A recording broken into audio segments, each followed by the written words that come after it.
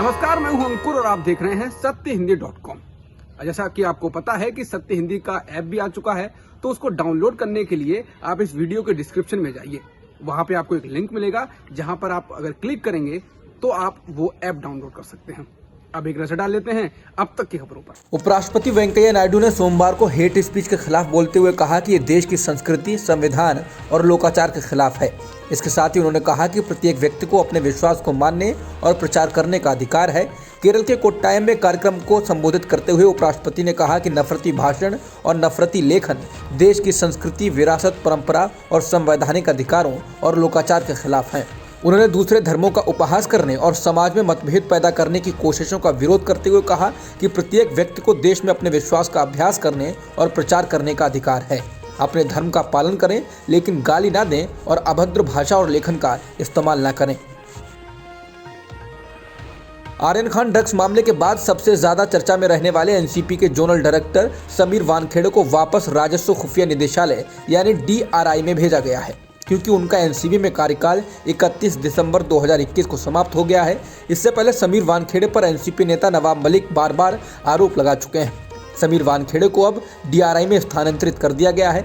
2008 batch के IRS के अधिकारी समीर वानखेड़े को DRI से एनसीबी में 2020 में डेपुटेशन पर भेजा गया था। सोमवार को पटना में बिहार के मुख्यमंत्री नीतीश कुमार के जनता दरबार में शामिल होने वाले 186 लोगों में से 6 कोरोना से संक्रमित पाए गए हैं। इंडियन एक्सप्रेस के अनुसार घटना के बाद नीतीश कुमार ने संवाददाताओं से कहा कि चिंता का विषय है कि 6 लोगों का कोरोना टेस्ट पॉजिटिव आया है। हम स्थिति पर कड़ी नजर रख रहे हैं। अस्पताल कोरोना की वृद्धि से निपटने के लिए अच्छी तरह तैयार हैं। इसके अलावा सीएम के घर का रसोइया भी कोरोना से संक्रमित पाया गया है। बिहार के पूर्व सीएम जीतन राम मांझी, उनकी पत्नी और परिवार के 16 सदस्यों और कर्मचारियों का कोरोना टेस्ट पॉजिटिव आया है। वे अपने पैतृक गांव में होम आइसोलेशन में हैं। ये दूसरी बार है जब मांझी कोरोना पॉजिटिव हुए हैं।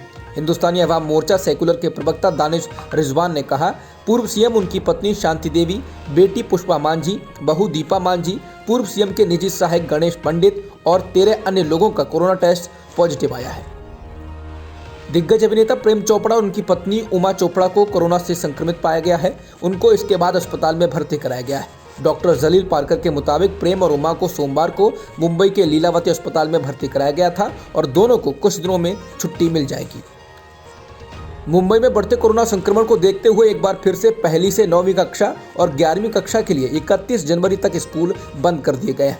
हालांकि उनकी ऑनलाइन कक्षाएं जारी रहेंगी। बृहन मुंबई महानगर पालिका ने कहा कि 10वीं और 12वीं कक्षा के विद्यार्थियों के लिए स्कूल बंद नहीं होंगे, वो स्कूल जाकर कक्षाएं ले सकते हैं। दिल्ली में कोरोना संक्रमण के मामलों में अचानक से तेजी आई है। इसके पीछे वजह ओमिक्रॉन को माना जा रहा है, क्योंकि दिल्ली में 2 दिन के सैंपल की रिपोर्ट इसी ओर इशारा कर रही है। राज्य के स्वास्थ्य मंत्री सत्येंद्र जैन ने कहा है कि 2 दिन में जांच किए गए सैंपल के 84% मामले ओमिक्रॉन वेरिएंट के संक्रमण के आए हैं। उन्होंने कहा है कि 30 से 31 दिसंबर की जीनोम सीक्वेंसिंग की रिपोर्ट में 84% नमूनों में ओमिक्रॉन वेरिएंट पाया गया है।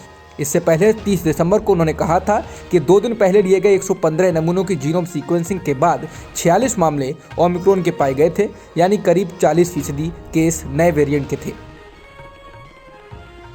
पश्चिम बंगाल सरकार को शुभेंदु अधिकारी के मामले में सुप्रीम कोर्ट से झटका लगा है। सुप्रीम कोर्ट ने सोमवार को बीजेपी के नेता और पश्चिम बंगाल में विपक्ष के नेता शुभेंदु अधिकारी को उनके खिलाफ दर्ज आपराधिक मामलों के संबंध में गिरफ्तारी से संरक्षण देने वाले कलकत्ता हाईकोर्ट के आदेश में हस्तक्षेप करने से इनकार कर दिया। दरअसल पिछले साल 6 सितंबर को उच्च न्यायालय की एकल न्यायाधीश पीठ ने आपराधिक मामलों के संबंध में शुभेंदु अधिकारी के खिलाफ किसी भी दंडात्मक कार्रवाई पर अंतरिम रोक लगा दी थी। अधिकारी के खिलाफ ये मामले टीएमसी से भाजपा में जाने के बाद दर्ज किए गए थे। हाईकोर्ट के इस आदेश को पश्चिम बंगाल सरकार ने सुप्रीम कोर्ट में चुनौती दी थी। पंजाब कांग्रेस में टकराव थमने का नाम नहीं ले रहा है। अब एक बार फिर पंजाब के उप मुख्यमंत्री और गृह मंत्री सुखजिंदर सिंह रंधावा ने सिद्धू को लेकर बयान दिया है। उन्होंने कहा है कि उनके गृह मंत्री बनने के बाद से ही पंजाब कांग्रेस के अध्यक्ष नवजोत सिंह सिद्धू उनसे नाराज हो गए हैं। रंधावा ने कहा कि सिद्धू को कुछ समस्या है। उनके परिवार के साथ मेरे पुराने संबंध रहे हैं, लेकिन जब से मैं पंजाब का गृह मंत्री बना हूं तब से वो मुझसे नाराज हैं। अगर वो गृह मंत्रालय चाहते हैं तो मैं 1 मिनट में इसे उनके कदमों में रख दूंगा। किसान आंदोलन के दौरान ही मोदी सरकार पर आक्रामक रहने वाले मेघालय के राज्यपाल सत्यपाल मलिक ने अब एक बार फिर पीएम मोदी को निशाने पर लिया है। द इंडियन एक्सप्रेस के मुताबिक रविवार को हरियाणा के दादरी में एक सामाजिक कार्यक्रम में राज्यपाल सत्यपाल मलिक ने कहा कि मैं जब किसानों के मामले में प्रधानमंत्री जी से मिला तो मेरी 5 मिनट में ही उनसे लड़ाई हो गई। वो बहुत घमंड में थे।